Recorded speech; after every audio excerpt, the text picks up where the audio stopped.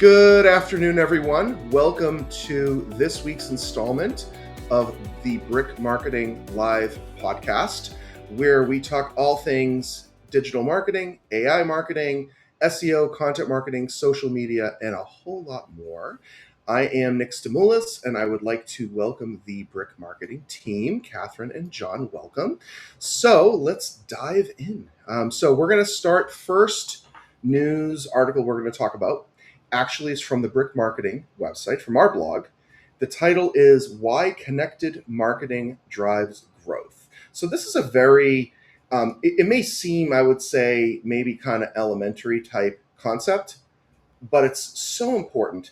And I know, both of you know, we've talked about this concept so many times, so many different ways over many, many, many years. And that is all of your marketing, digital marketing, your SEO, your AI search, your content marketing, your social media, your email marketing, all of your paid advertising, any type of just everything you do to market, to drive outcomes that you're looking to achieve for your company, they all need to be interconnected properly in order to strike and work properly. I mean, we literally had a client not too long ago launching a new product that wanted only to target one channel of marketing. And, and we said, well, look, you have to connect all these other channels together to actually bring results. So Catherine, John, what do you all think on this one? Yeah, I was thinking about that client actually just now when you brought this article up, because what happens is a client may ask for assistance in marketing something, and Right. they'll have this one ask, like a ad campaign or boosting social media or something like that. And they'll be like, oh no, we don't have sales yet. First of all, they may not have given the campaign long enough. Second of all, they asked for this one channel without realizing that everything ties together. So Right. it is so important to make sure everything is connected and that you have multiple ways for your audience to find out about your new product, about your brand, about your offer, whatever it is, so that they might see an ad somewhere and then they'll have curiosity and they'll look you up and they'll Right. find you in AI, or they'll find you in the search engines, or they'll look up your website and then they'll get on your newsletter, then they'll see your social media. It all works together, and that working together is what brings in the result that you want. Absolutely. Yeah. None of these channels, no channel of marketing works well in a silo, ever. It never has and it never will. Regardless of how everything evolves and changes, which it all is and continues to. So, John, what your thoughts on this? Yeah, everything's all a small part of a bigger bubble, right? There's like little Yeah. sections that might be slightly separated, but it all works together. Like the person who might be a closer is different from somebody who manages the social media, but they need to work all together so that the strategy is cohesive and it works. And you're getting sales, you're getting what you need. And then when things are connected, you can better identify what might be weaker, what might be strong, and where you need to improve. Absolutely. Absolutely. Well said. Well said. Next, great article from Search Engine Land entitled Why Front Loading Your Ad Spend Usually Backfires. So essentially, this article talks about different, interesting. It mentions a concept that says fire bullets before cannonballs.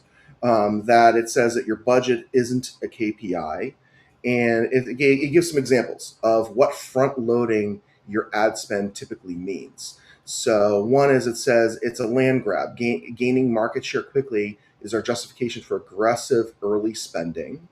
We'll learn faster is another thought. We're pre-revenue with a hefty check our lead investor just sent over. We want a quick estimate of the market size to help us evaluate the investment hypotheses, and it goes on from there. So I think that this is a very interesting article at Search Engine Land. I definitely recommend everyone go and read it, and it's one that a topic that's often not talked about too much, and really the concept of front loading means that you're aggressively spending fast to achieve a result. And the examples it looks at is either pre-revenue. First of all, your pre-revenue, you should not be aggressively spending early at all. Even if you got that big check from from VC or private investors, angel investors, whatever it is, You do not just dump money fast. Remember, everyone, we have a tool and many tools called AI now, which can give us clear, concise data, even if it's not 100% accurate, even if it's 80% accurate or 70% accurate. What it's doing is it's giving you a high level overview of the market, of what the competitive landscape looks like. So you don't need to dump money like that. We always say in marketing, and especially in the advertising side, sometimes you have to pay to learn. If you're pre-revenue new business, you don't pay to learn, right? You invest. It's not a line item that you're just spending. It's an investment in the business, and it should be when the business is ready to invest at that particular time. And every business is different. So it's a great article. So yeah. So what do you think, Catherine, John? What do you both of you think? In a way, this relates to the last article, that our marketing has to be done with the big picture in mind. Well, not only that, but marketing is more effective when a long term approach is taken. Right. So, when you launch a product, when you decide you want to start promoting your business, whatever, your your first 2 weeks may seem like the most important 2 weeks, but it's really your consistent effort that's the Right. most important. Yep. It's what's happening 3 months from now. Somebody might not be able to make a decision right away. Right. Then what? All your spend already happened. They're going to forget about you by the time they're ready to buy. Agreed. And like we just talked about, all of your channels of marketing and advertising need to strike same message, timed properly, and work together. And if you're just firing one cylinder heavy and dumping tons of ad dollars in one channel, that's only one channel, right? And Right. people now, we also have to think, people don't are buying differently now, right? Especially in the B2B world. B2C maybe not as much, but B2B world, people are, it's evolving and changing because of AI. And so, heavy ad spend. I mean, we've seen it. We've had clients that dump money in advertising and they don't get results. I mean, just because you're dumping money at great places doesn't mean you're going to get tons of sales from it right away. So, Right. so John, what do you think on this? Yeah, this sort of reminds me of somebody I replied to on Reddit today on the Brick Marketing account. They Yeah. wanted to make a social media platform, and they were like, "Well, I have this platform idea, blah blah blah. Should I spend a lot of money on advertising? Should I?" They wanted to make it like a gated website, and I replied, I Hmm. was like, I would stop and go back to like the basics here. Yep. Make sure that your product is worth using, because if you can spend tons of ad budget on something and you can get tons of people to see it, but if it's not worth using or isn't a replacement for something else on the market or an alternative that people find valuable, then all your ad spend is going to go to nowhere, right? Right. So you have to make sure you have a product that works, and I think that Yep. means testing. Maybe sure, you can put some budget into advertisement, but low amounts first, so you can really see whether people are interested in your product, whether it's worth investing more into advertising, all those sorts of things. Absolutely, 100%. I agree. And I'll tell you, it's interesting. I was talking to a potential client not too long ago, and it was a relatively newer business, maybe in business for about maybe 3 years, and he wanted to just invest in pay-per-click advertising. And I said, well, that we should definitely do, but you need all of these fundamental elements, right? You need good usability on your website, you need good content on your site, good SEO, modern SEO, good generative engine optimization, AI search, right? It has to be optimized for that, a content marketing strategy, a solid social media strategy, right? You need all that. Then you layer your advertising on top of that. And so it's not a one or the other. It's like you need both, but you got to have your foundation before you build the layers of the house, basically. So yeah, so this is again great article, great insight too, John. On Reddit, that's great. So all right, moving on. Next, this is another excellent article from Search Engine Journal entitled "Google Search Hits All-Time Usage Record During the World Cup." I think this is great, and again, it's Search Engine Journal is a great place. We frequent it almost daily. And but what's interesting about this is everyone is like, oh, well, first of all, all the naysayers, SEO is dead, SEO is dead, SEO is dead. I've been hearing SEO is dead, no joke, people, since 2005. Right? I've been hearing the same thing every time something new. Oh, social media comes up, SEO is dead. Right? YouTube and video marketing, SEO is dead. AI search, SEO is dead. Okay, so point is, this just goes to show you, for those of you that might be upset with results from SEO trending maybe downward over the past years. SEO is changing, right? It is. We know it is, and it's about AI SEO. But you can't just forget SEO, because here you go. It's hit a all time record, and it's interesting. It hit an all time record with AI overviews and Gemini, right? So I think that's very interesting. I think very, very, very interesting. Again, a really good read at Search Engine Journal. I recommend everyone check it out. Catherine and John, what do you all think on this one? The World Cup is an interesting time, as it is, with host nations and teams and people visiting all over the place. So I guess it makes sense that Google is being used. I could picture it being used for anything from getting information on the games to researching destinations. And for me, this humanizes what we do. Right. We think about what Absolutely. we do in terms of data and in terms of how can we get the business to show up organically in AI answers, whatever. But this is a real life application of what it really is all about. Humans are using Absolutely. it, and Yeah. that's why we say to make sure you focus on your audience and align yourself with your audience and the things that they care about. And a lot of people cared about the World Cup. It's Yeah. interesting. Yeah. Yeah. So true. So true. John, what do you think? Yeah, it makes sense that a lot of people are, on their phones Googling things when, everyone's tapped into the same thing at the same time. Everyone's, a huge portion of the population on the entire world is watching a game at the same time. And say something happens within that game, they're going straight to their phones to Google to maybe get to who knows, a platform to post something on. They want to see, whatever their favorite news live posting about it, right? So it makes sense that everyone's going to their phones, and it makes sense also that they're going to Google over an LLM because Google has that instant update, right? ChatGPT, if you were to ask it what was the score of the Argentina Egypt game 10 seconds after Argentina scored, it's not going to have an update on that yet because it takes time for those LLMs to figure it out. Right, right. So true. That's a really good point. That's a really, really good point. Chat, I know, Catherine, you and I have talked about this before. As much as we love ChatGPT, Google and Gemini and AI overviews in Google search have much better real-time data. We've talked about it and we've seen it. And you're right, John. You're literally right. I mean, we've literally seen it. So yeah. So definitely great insights on that one. Next article from Marketing Week entitled IBM on its Trojan horse strategy to bring B2B marketing to life.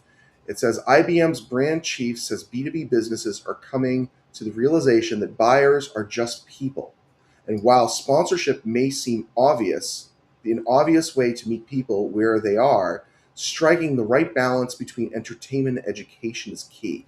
I thought this was fantastic. It's a great read at Marketing Week. You do need a subscription in order to read the full article. So I do recommend, for those of you that are interested, get a subscription to Marketing Week and check this article out. But what's interesting about this is, and we're seeing this, obviously, we don't work with brands like IBM. We don't. We work with smaller and mid-sized companies and that are B2B primarily and many B2C as well. Great companies. But what's interesting is for years, people used in B2B marketing, used a very kind of robotic, right? Like the handshake, briefcase imagery, right? Like business people with ties on are kind of uptight. That's changed, right? And so I think COVID changed it to a certain extent, right? Because people don't look like go to work like that anymore, really. Some industries still do, but by and large, most B2B industries, they don't. And I also believe that the realization that IBM came to, I think that a lot of smaller and mid-sized companies are starting to come to, is that you're marketing a product that might be very complicated, very complex to many different decision makers and influencers, right? That are high end products that may cost $100,000 to manufacture, whatever it is, right? But you're selling to people, right? These are people make decisions to buy products and services at a B2B level. So I think the humanization of it and finding the balance of sponsorship, but authoritative content and education, but tying it to real humans is absolutely the direction of where we should all be as B2B marketers. So Catherine and John, what are your thoughts on this one? Yeah, I saw this one and I was like, okay, I feel very happy for IBM Yeah, that they yeah, are embracing what we have been teaching all along. yeah, What we're marketing to are the people. We could have a tactic, have a strategy, have a overall marketing plan, yeah, but how relevant are the people when you put together your plan? Just right. the collective. The people are always going to be first. Somebody might say, "Oh, checklists are doing so well in AI right now. Right. You should publish checklists." Okay, publish a checklist, but is your audience going to really enjoy that Yeah, checklist? yeah. No, Or are they going to feel annoyed by it? Catherine, that's a great analogy because I want to just address that really quick, and then we'll get to you, John. So I hear this, and I see it in LinkedIn in my feeds. I see it on tons of publications where people talk about AI search. And, oh, you have to create checklist content.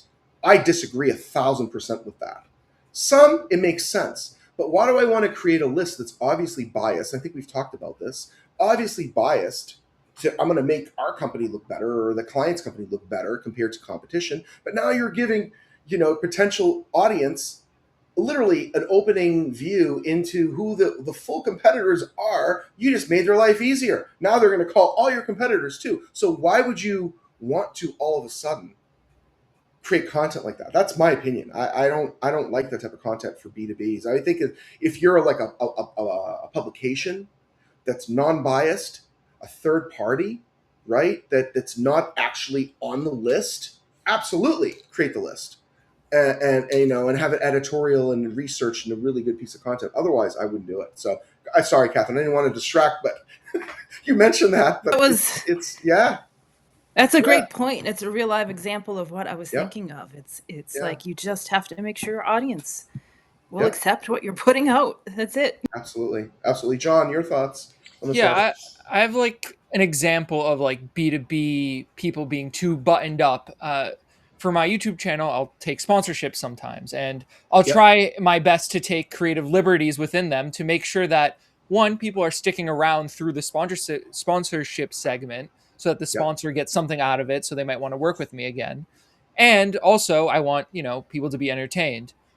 But a lot of these like B2B people, like the marketers maybe, or the people reaching out to me, will not understand that, and they'll be a lot more strict about it. And there's clear graphs showing that in the different videos where if I put this sponsorship within the first 30 seconds of the video, people are skipping over it, and then there's drop off, right? But if right, I implement it 10 minutes into the video and give stakes to it and integrate it to the content I'm making, this graph is not dipping and then coming back up after it. right. People are watching through it. And I think people, are should recognize that you don't have to be all buttoned up all the time, say all the right things in the perfect way, because people don't want to see that, right? And I you're going to get a agree. lot more out of something if you meet them where they're at rather than try to bring them to where you are. Great, great analogy, John. It really is. And I'll tell you, Catherine, remember not too long ago, we had a meeting with one of our clients. And this client, they created, and if this client's listening, we love working with you. This is not anything negative, but they created videos that used AI, right? Like that used literally, it was like a demonstration using an AI version of that of an individual. And I said, do not share those anywhere.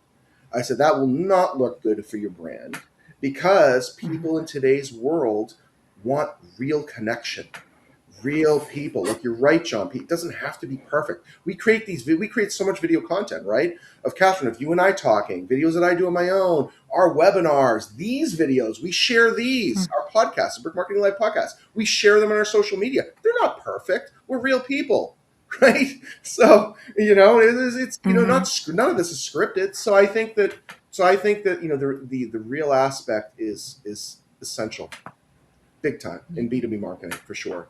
It So is. anyway, all right, I want to take a moment and pause and remind everyone that the Brick Marketing Live podcast, we stream it on our website on the brickmarketing.com/live. But also, we at the end of this, at the end of the session today, later on today, you'll be able to find this podcast specifically on every major podcast platform. All you have to do is search for Brick Marketing on all the platforms and you will find it. Feel free to subscribe. Also, leave us a review. 5-star would be great, but whatever you'd like, feel free to leave some feedback for us. We'd appreciate it. So, moving on. Next, excellent article from Search Engine Land. OpenAI can generate ChatGPT ads for you. So it's a nice little article on Search Engine Land. Definitely recommend checking it out about that. OpenAI, essentially, ChatGPT's ad program that's in beta currently has a function that they can create ads for you. Google Ads has the same thing. I believe Bing Ads has the same thing. Meta has it as well, where they use their AI tools to create ads for you.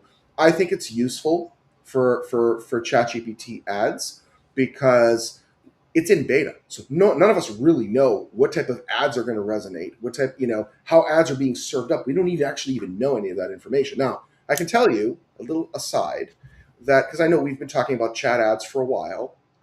And so Brick Marketing, we are in the beta. We're in it. And we've actually been running ads for Brick Marketing. And I'll tell you, the feedback that I have so far is that the people that are coming from organic AI, SEO, from people using chat are far superior than the people from ads.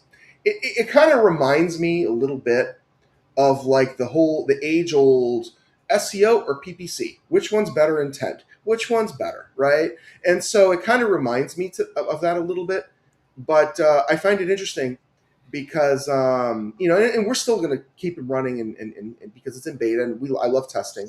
I love testing new channels, because that's how we learn what's going to work for our clients. But it's interesting. So anyway, so those of you that are in beta, feel free to have chat make its ads for you. I'd probably try it and test it because it's running on their platform, and none of us know what's going to work well with this platform yet because it's still in beta. So yeah, so that's about it on that. So Catherine, John, what do you both think on this one? I mean, you got to test it, and why Yeah, not go to the source itself?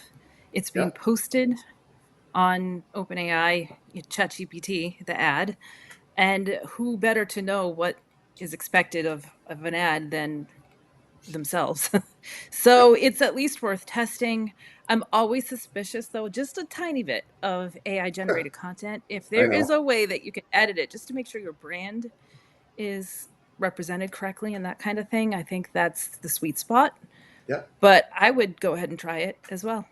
absolutely. John, your thoughts?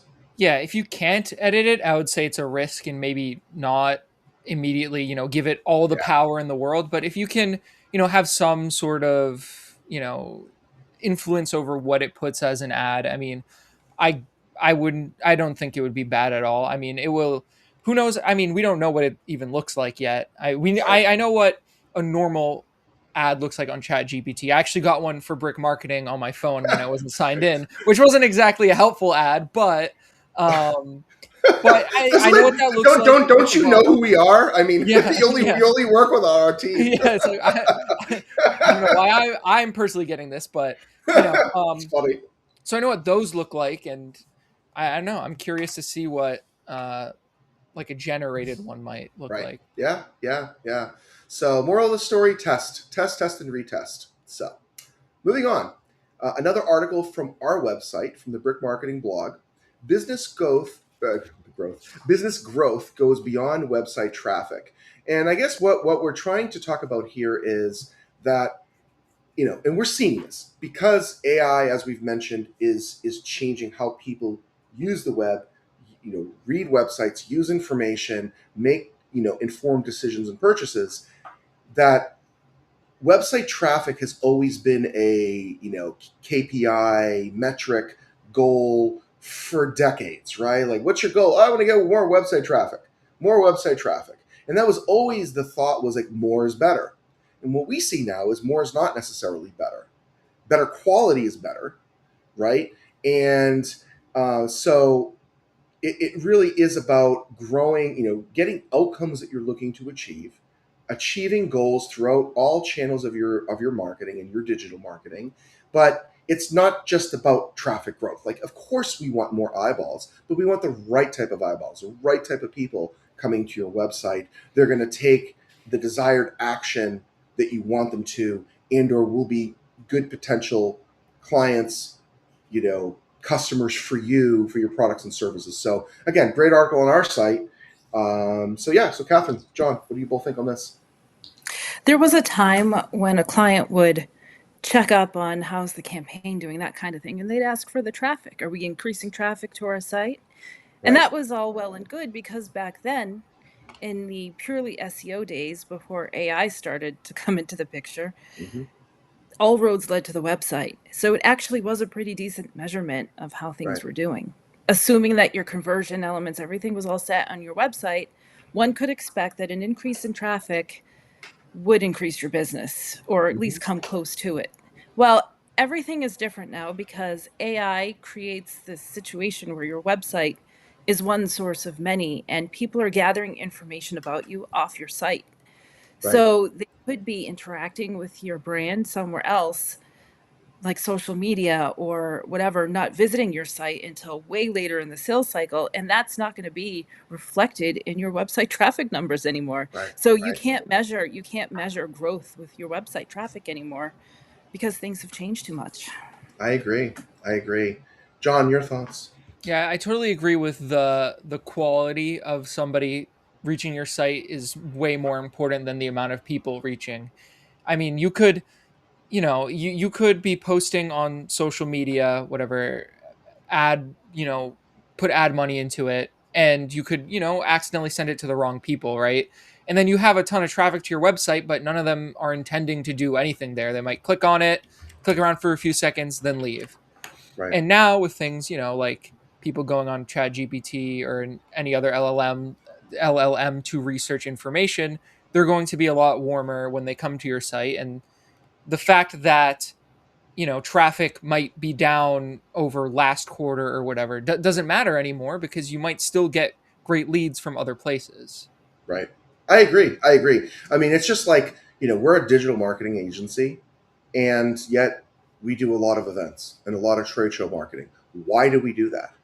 We do that. It sounds old school, but guess what? What's old is new again.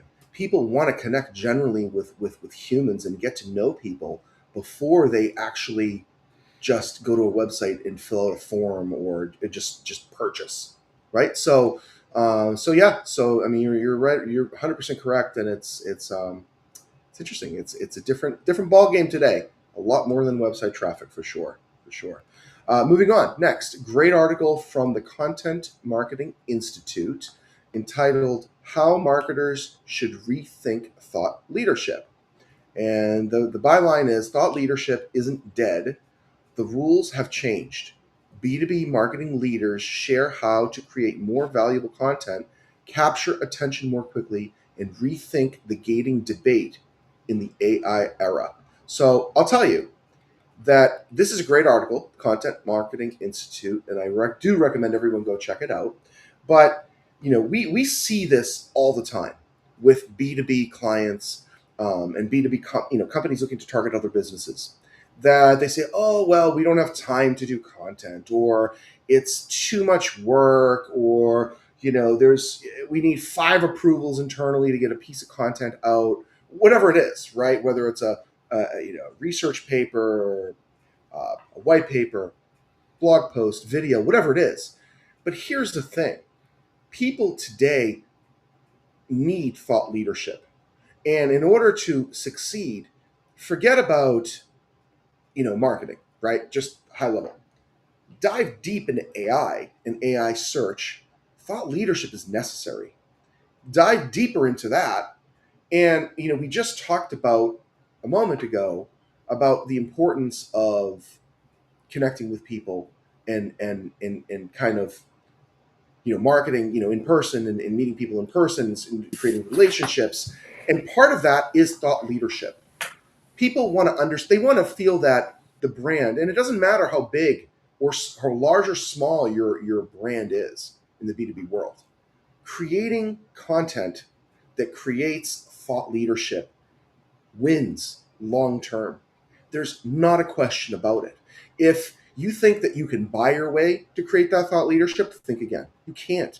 You just can't, right? You need all these channels of marketing, right? Everything we talk about all the time, right? Your AI SEO, your traditional SEO, your content marketing, your social media, advertising, sponsorships. You need all of that, but you need an underlying of real, authentic thought leadership in whatever your company does, because that's what connects with people is creating that authority. And the only way you create that authority is by time and by going through the effort of helping people by creating useful information and content for them.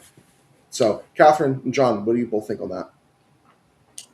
I feel that the term thought leadership sometimes gets a bad rap because we can think of people in our lives, Mm-hmm. a handful of them maybe that we've bumped into online, that have very loud voices, figuratively speaking, Yep. that very forcefully say, "This is how you need to do it." Right.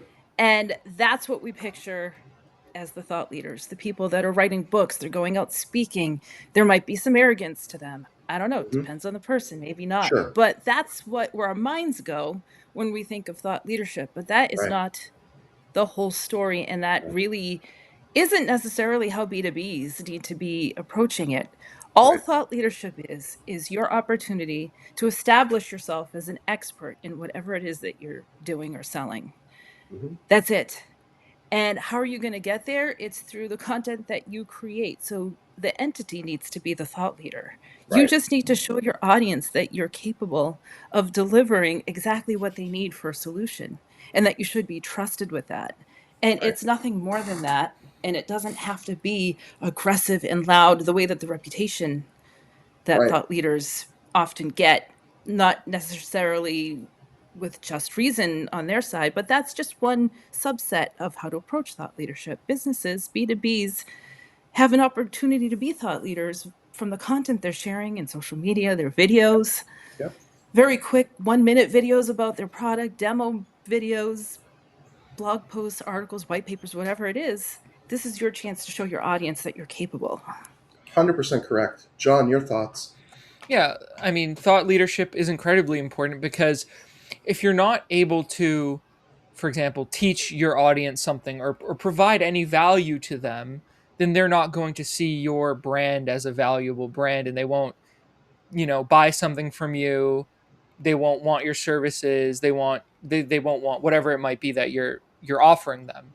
And then there's the other side of it where, you know, authoritative content is good for the AI era, because that's sort of what all the LLMs kind of tap into when they're giving out information or recommending people. They'll find people who are thought leaders within something, and then it'll recommend, a list of those people. And then if you have, that content out there, you might end up in that conversation.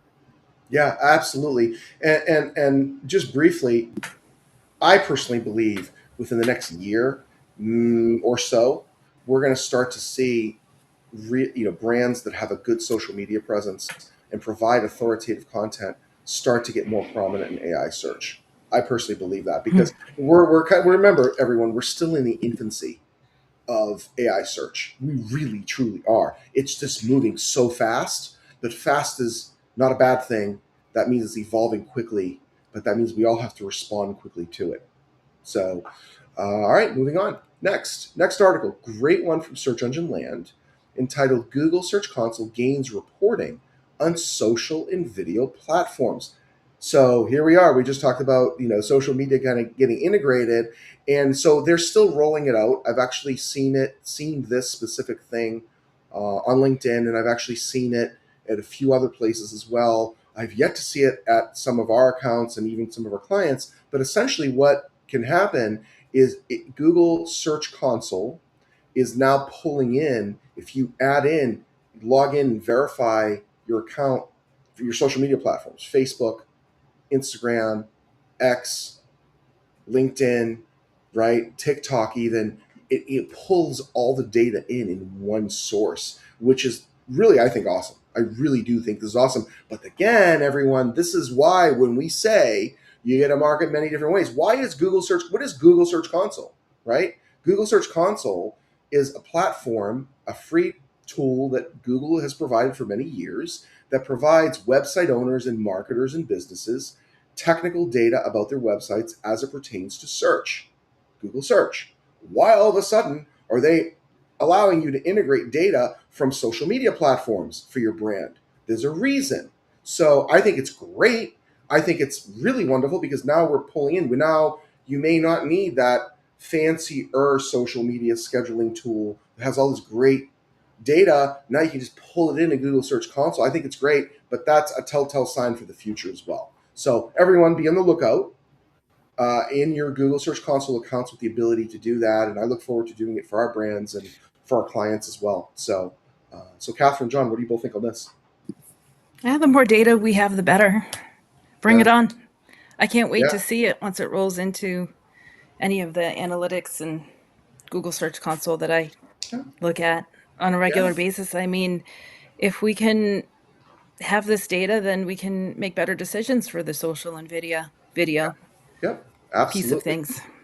Yeah, absolutely. John, your Yeah. thoughts? I wonder if it has like any additional information that, for example, YouTube might not already give you within their own Right, analytics page, or TikTok, for example. I feel like that would be another, great use case for something like this. Maybe how that, how that, all those things work together. For example, like maybe your Instagram and TikTok might have some link in some way, something like that. Having a dashboard sort of for all of those different things at once might be a good way for you to sort of like look at all your different accounts and see what's weak, what's strong, and maybe you didn't realize it, but you're using one strategy on Instagram that could be applied to TikTok that you're not doing, right, and because right. they're side by side now, you're noticing that. Yeah, no, I think it's, and I think this is great too because it's free, right? So it's excellent. There are tons of paid platforms and tools out there that can tie everything together, but you have to pay a lot of money for these tools. I think it's great that Google is offering this in Search Console. So be on the lookout for that one. Moving on, article from Fast Company on the Fast Company website entitled "Why Marketing Strategies Are Dying in the Boardroom." And how to survive common denominator of failure. It's a great article, really truly great article at Fast Company on the Fast Company website. And essentially it says, how the failure starts, that many marketing strategies are doomed from the beginning because they simply never take hold inside the company. They meet skepticism early, get diluted in budget reviews, and are often lost in translation or reshaped to fit competing priorities. And then it continues and it says the underused partner. Agencies are typically brought in to execute, answer the brief, build a campaign, and optimize performance. Even when described as strategic, agency work often begins after the most important decisions have been made. But agencies, and it keeps going on and talking about it. It's a great article because, again, this is something that often, many times, we've seen it so many times where there's bottlenecks internally. You may have the C-suite has one vision of what needs to get done. The marketing team has a totally different vision. The C-suite wants to maybe bring in certain partners. The marketing team might bring in other partners to help, other agencies, what have you. I mean, we've many times had clients that underutilize our capabilities. Think of us for one thing, right? We talk over and over and over and over. We just talked about connecting all your channels of marketing together, and every channel needs to work well together. Well, guess what? It needs to work well together. If you have a partner that's, let's just say, managing your social media or managing your SEO or managing your AI search or your branding or your content marketing, you got to let that partner know high level of what's happening in every other area and channel of marketing because it's interconnected, right? And I think that, again, this is a great article at Fast Company that it's literally talking about bottlenecks, talking about how companies can literally get out of their own way to allow, C-suite to manage properly and coexist properly with marketers, in-house marketers, and then agency partners that might be brought in. So it's a great article. I definitely recommend everyone checking it out at Fast Company. Catherine and John, what do y'all think on this one? You need to have buy-in. That's why we insist on approvals for the Yep. work we do when we're with clients. I have a Yep. little story about this. We had a client who was in the process of launching a website, and they had a Mm-hmm. team working with us to help them with this launch. And their C-suite was not involved with the decision-making process.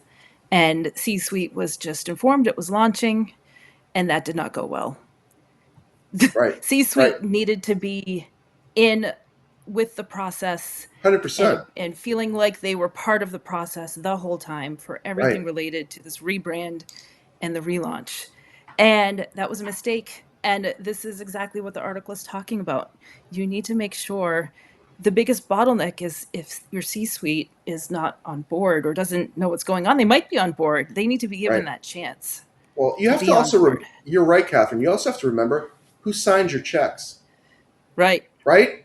Whether you're in house working in a team or you're an agency, who's paying you, right? The marketing Yeah. individual, the person, unless you're working with the owner of the company or that C suite individual, right? You're Right. right. You're 100% right. Communication's key, but that's a prime example of what Yeah. this article's talking about. Prime And example. it defies intuition because you might feel like C-suite might hold the process up if we get them too involved with this.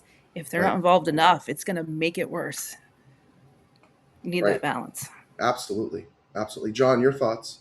Yeah, we talked about this, I think, last week or maybe the week before, but there tend to be bottlenecks when it gets to, higher level, C-suite individuals, or, when you're in the boardroom. There, people, I think, don't understand, what marketing is a lot of the time and what needs to go into a marketing strategy. And they might think, oh, well, I think we can get these results by pumping more money into PPC or pumping more money Yep. into something else. And they don't understand that there are so many different parts. Like I said earlier, it's a giant bubble, right? With, Right. all those different parts are in there and they work separately, but it is part of one bigger thing. And I Yep. think that it gets, as you get higher up, you tend to focus only on results and not the process of getting those results. And that's sort of where that bottleneck happens. Yeah, it really honestly comes down to two things. One is understanding that marketing at a high level, it's not an expense, right? An expense is what you pay in rent, insurance that businesses have to pay, right? Payroll, those are expenses. Marketing is an investment into the brand, the company, your products, your services to help you with growth, period.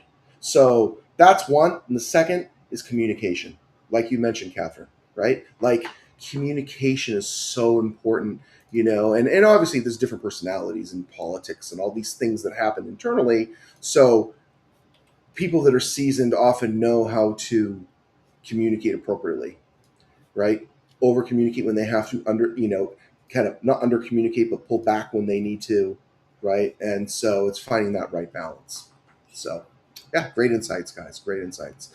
Moving on. Next article, another great article from Search Engine Journal. AI visibility rankings aren't stable. New research shows it's mostly statistical noise. So it says, this is a great article. And so essentially what it's saying is that the days of thinking of, SEO, early days of SEO, it was about ranking for keywords, ranking. I want to rank number the goal, back we're talking many years ago, 15 years ago, 20 years ago, maybe longer. Oh, what's your goal? I want to rank number one for these keywords. Okay. Right? So that underlying old school, outdated, non realistic mindset of a goal is not applicable in today's world. Absolutely not for SEO, right? It's about outcomes. It's about people, like we talk about. It's about results from these channels in SEO. But for AI search, for AI SEO, it's absolutely not about rankings, right? It's not about what prompted people pull in, right? You notice how, and I have an observation I've noticed, how for a while there was like, oh, here are the prompts. Here are the prompts we need to add in, right? And people were trying to use an outdated methodology of equating a prompt in chat or Claude or Gemini equal to old school thinking of keyword ranking. Not the case. This article is literally showing that it's, remember, we have to understand SEO and Google, Bing, they are algorithmic. They're algorithms showing pages of websites for search results, right? AI is artificial intelligence that learns based on how you're searching and is a lot more complex. People aren't just putting in a keyword phrase in a chat or Gemini. They're going deep into research to find products and services they're looking for. There's no way you can equate rankings for that same thing. I mean, we've seen it for clients. We'll look at, kind of look at, okay, let's do some sampling, prompts, kind of going deep just to see where the client comes up. It's literally almost different every time. And there are times AI, like Chat or Gemini, will actually say things even differently, put it different orders, talk about it differently. That's why we talk about cohesion of brand. The point is, visibility rankings for AI is something that should not be a goal. In this article, the fact that it actually shows and talks about the research that AI visibility rankings aren't stable, it's statistical noise, is exactly what we've been seeing and what we've been talking about. And it's really awesome that Search Engine Journal was able to create this research and publish. I recommend everyone check it out, really check it out and read this. But again, it's about outcomes. It's about what type of business are you getting? Are you getting the right people? Is your brand cohesive and tight enough? Is your content answering the questions that are being asked for your audience? That's what's important here, not AI visibility rankings. So I could keep talking, but I won't. So Catherine and John, what do you both think on this? I'm struggling with you even using the word rankings for this. Oh, I know, right? Oh my gosh. I don't even know what else to say, because to me it shows that anybody who cares about, oh, what are our rankings in AI, to me it's showing that their minds haven't moved on from it. Because with AI visibility, it's either you're showing up or you're not. And how often are you visible and showing up?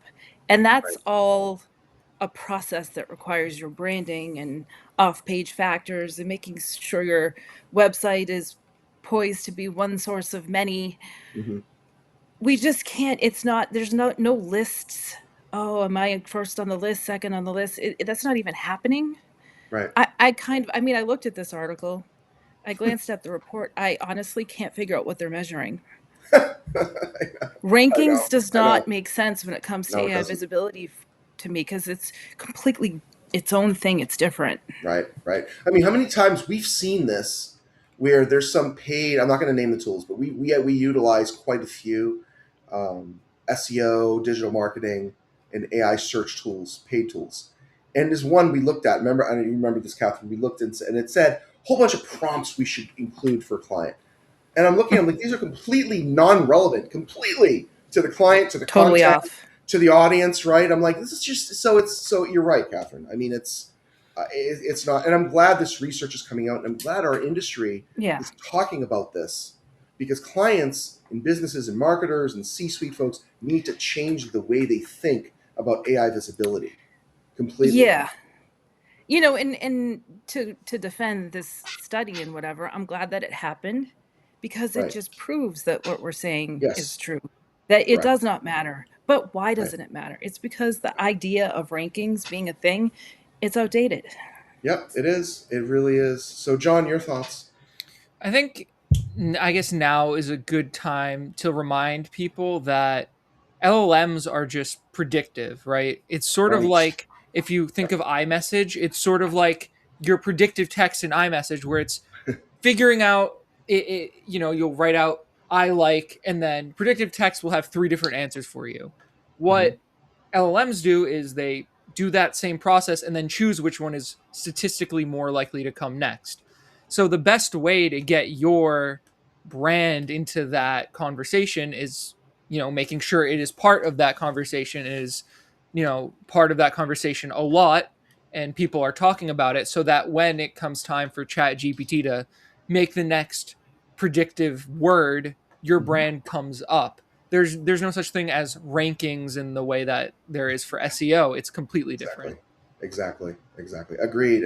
And like I mentioned, I haven't had a client ask about rankings and SEO for like over a decade, quite frankly. And so yeah. So anyway, all right, moving on. Next article, great article from Forrester. Budget Planning 2027. B2B marketing leaders must prioritize focus for resilience. So it's a great article at Forrester. I recommend everyone check it out on the Forrester blog. That it says here, B2B marketing leaders are heading into 2027 planning a planning cycle facing a fundamentally different environment. AI driven disruption is accelerating. Buyer behaviors continue to shift in ways that challenges long-standing go-to-market approaches. All the while, volatility persists. It goes on to say the traditional assumption that more budget is necessary to achieve better outcomes no longer holds. Growth and resilience now depend on how deliberately organizations allocate resources as much as or more than what they spend. And it says at the end of incremental budgeting, it says reframe budgeting as strategic levers, move from equal allocation to strategic bets, optimize for outcomes, not activity, fund change, not continuity. And it says invest where resilience is built, and divestment is a growth strategy. Make experimentation a deliberate discipline. It's a great article at Forrester. So yeah, I'll tell you, this literally is of many of the things that we've been talking about, right? That in B2B marketing, you spending more isn't going to get you the result, right? That you have to be completely diversified in what you're doing, authentic, as buying patterns are literally changing. People are changing. So how you market in the B2B world has to evolve and change with it. And that's what this article says. And I like how it talks about prioritize testing. We love testing at Brick Marketing. We test with our own company, with some other websites that we have that we use specifically for testing before we roll it out and recommend it to all of our clients. Whether because we offer services and training and consulting for our clients, so but we test everything before we recommend it. But you need to test it as marketers, and I think this is just a great article, just really great, and I think it by and large summarizes the direction of where we all know and what we've been talking about on this podcast, that where things are headed. So it's talking about, so it's a great article at Forrester. So, Catherine and John, what do you both think on this one? I feel that this just goes to show you what we've been saying. The AI era and how things are changing are basically keeping us honest. So, Right. companies that really focus on their big picture marketing strategy are the ones that are going to do better in this transition era. So, what does that mean for your budget planning? What does that really mean? It means that you should plan to get back to basics and make sure your foundational marketing is solid and in place. That is the most important thing because it's the strong brands with a great comprehensive online presence that are going to be the most resilient right now. And it needs to be planned for. It should have already been in the works for your marketing strategy Yep. for years. And because this Right. helped with SEO, it's been helpful, the same strategies this whole time. But now we need to be honest and say, okay, we need to do it now. If you haven't been Right. doing it all along, it needs to happen now. It needs to be in your budget for Right. 2027. Yeah. Yeah. Agreed. Agreed. John, your thoughts? Yeah, I totally agree with Catherine in saying that you know, being honest and, you know, doing the real best practices should have already been in your strategy. And Yep. how, you know, with the AI era and, you know, having, you know, all your um, all your channels being consistent and all that is far more important. And um, that resilience, you know, even the resilience to not, you know, fall towards some of those maybe quick wins, so to speak, that, you know, you might have had Right. during the SEO era. Those are now hurting you. And, you know, having, you know, taken the time to really, you know, flesh out all of your channels is proving to have been a good investment. Yeah. Agreed. Really agreed. Yeah. Next, great article. Another one from Search Engine Land. Paid media is becoming an SEO investment in AI search.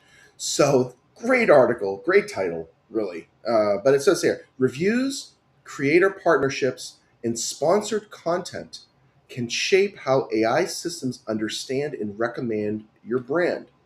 So it's talking about, it's a great article, Search Engine Land. Recommend everyone check it out. It says here, the evolution of the authority signal. And it's talking about how old school SEO talked about backlinks and page rank. The digital PR era talked about media mentions and entities, which was earned. And the AEO LLM era from AI search talks about semantic consensus and data set saturation. And so I think this is literally a great article, and this is exactly what we see at Brick for Brick Marketing for our company. This is exactly what we recommend to clients. In that, you need, first of all, to do well in AI search. And what does do well in AI search mean? Let's define that for a moment. That means that when your potential customer goes to Google Gemini or goes to ChatGPT or Claude or Microsoft Copilot, they dive deep, highly targeted research in whatever your product or service is and what they're looking for. Your brand, your company, or your product comes up and gets mentioned and listed in that conversation from that AI platform. That's what good results mean. And then from there, they then see your brand, they may interact with it. If there's a citation, they may click on it and come over to your site, and it's a touch point. Okay, now, in order for that to happen, when we say this over and over, we've done webinars on this, workshops on this, trainings on this. We've written blog content on this, white papers on this. Seriously, you need a good foundation of SEO right off the bat. You have to have a good SEO presence, traditional SEO, modern SEO, excellent content marketing that it builds your trust and authority, like we've been talking about over and over and over. And you need all these other channels of marketing to all strike in a unified manner. Your branding, your advertising, right? Your lead gen, everything needs to channel. What this is saying is that it's not a paid to play, meaning you're not, just because you know, do some sponsored articles, and we've done them for Brick Marketing, and we're trying to convince our clients to do them, and they're, oh, geez, that's expensive. Well, it's the right audience. You're getting in front of the right people. It's driving traffic, which in its own source might be generating new business and leads for your company and business for you, right? So we're not talking about spammy places. We're talking about places that are authoritative in their own right. You do all of that, and that helps AI platforms to understand, like, hey, here's a company, here's a product, here's a service that's really marketing themselves properly in all of these channels, and they're all interconnected. And so that's what this, I thought this was a great, great article at Search Engine Land. And it literally just talks about what we've been talking about until we're blue in the face in all of these channels, to clients, to non-clients, to everyone, talking about this, that, if real visibility in AI search, you have to invest, period. Now, not wait. because you need to get that foundation in 2026 and in 2027. So as it evolves and changes, these strategies will evolve and change with it. Now, this isn't going to work the same in 5 years from now. It's not, but you're going to have your foundation from now so that you're positioned to just build on that foundation in 5 years from now. So, Catherine and John, what do you both think on this? You can tell I'm really passionate about this one. In order for AI to return you in its answers or in its results, to really show who you are, they need to know who you are. And paid media is one of those ways for you to achieve that visibility so that when the AI engines are looking for information, you're top of mind for them. And for me, it's that simple. Find ways, no matter what they are, to make sure you're visible to your audience. In doing so, you're going to be visible to the AI platforms. And it's as simple as that. It all works together, and it works together now more than ever. And that includes paid media. Back in maybe, I don't know, 5 years ago, before AI really started to intervene, we often, I'm not saying this is correct, but people often separated paid media from the rest of their marketing. First Right, of all, they shouldn't have. right, But second of all, those days are long over. It's part of the whole, and AI doesn't differentiate. All it sees is your brand and how visible you are, and that's how they figure out if you're worthy of mentioning. 100% correct. John, your thoughts? Yeah, and this goes back to what I was saying about how AI works. LLMs are structured and how they come up with the next word. If you're putting yourself into the conversation through paid media like sponsorships, and you have people all over the internet talking about your brand, Mm-hmm. an LLM doesn't understand whether that's paid or not, right? It's not going Right, to understand. It might see a hashtag ad at the end, but statistically, when this, the best, if it's coming up with the best company that does this product is, and then it fills in the blank, it's going to go with one of the companies that is mentioned the most on the internet. And if right, your way of getting mentioned the most is through creator partnerships and sponsored content and reviews and all that sort of stuff, then that's your way of showing up. right. Yeah, and I'll tell you, it's interesting what you said about paid media. This is not a pay to play situation. If you have a brand new website and a brand new brand and brand new company, and you just start buying ads and paid sponsorship ads, and you just do a press release, you're not going to get prominent in AI search quickly, because you still need the SEO. You still need to market properly. You still need a long-term content marketing approach and play continually. And so yeah, so that's literally what this article is saying, that it's you're literally the investing in paid media. It's all interconnected even more now. But this is another reason, quite frankly, for companies, whether whoever's listening, C-suite or marketers, you need to in your budget, take some of your PPC budget out, take some of your branding budget or your ad budget away from it, and reallocate it to paid media differently.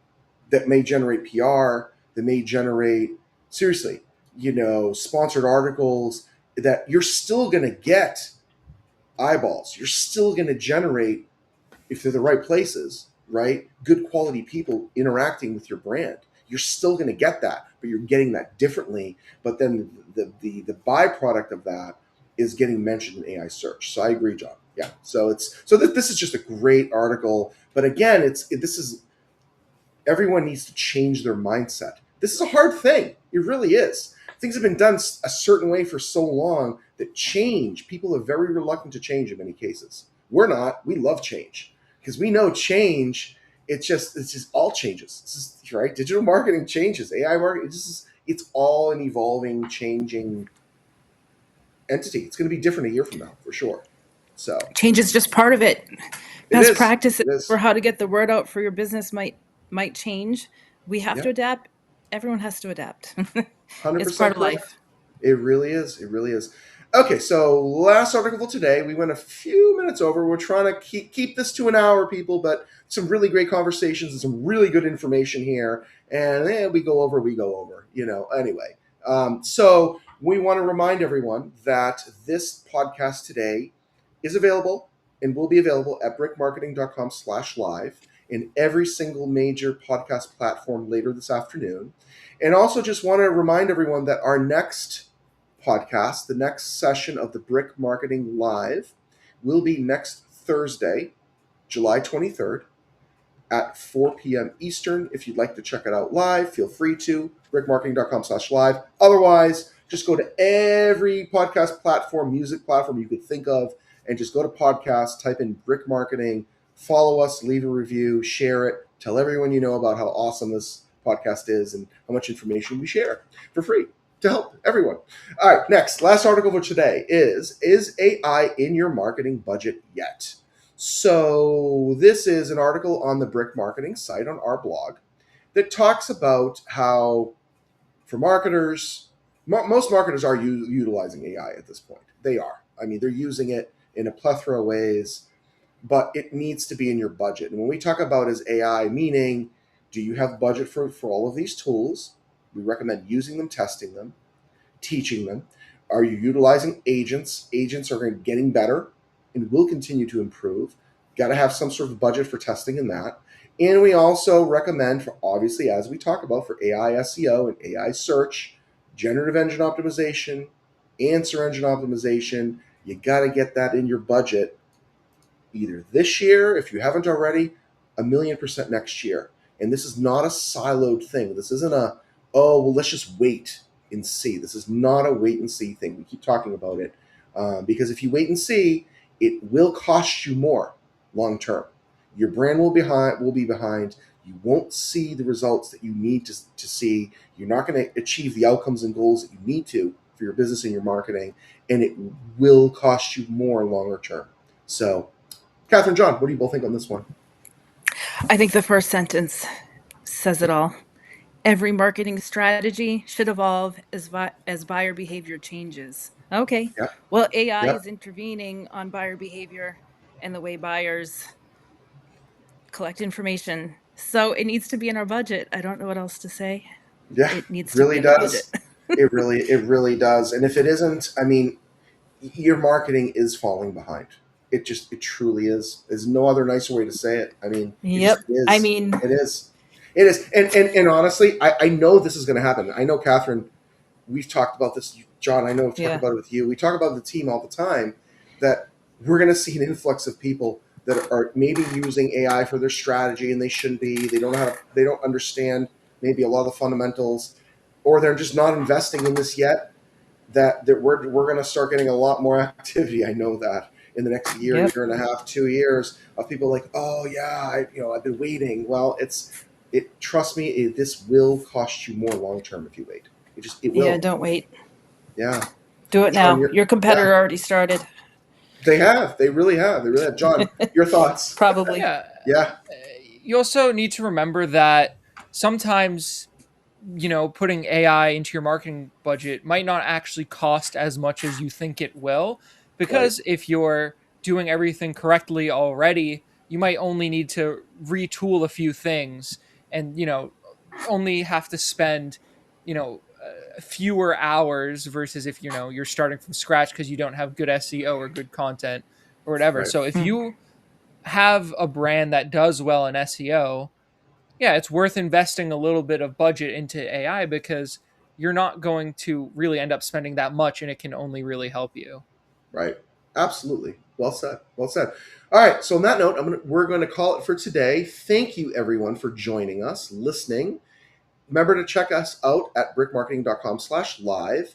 We're available again at all major podcast platforms, Brick Marketing. Just search for Brick Marketing and you will find the Brick Marketing Live podcast.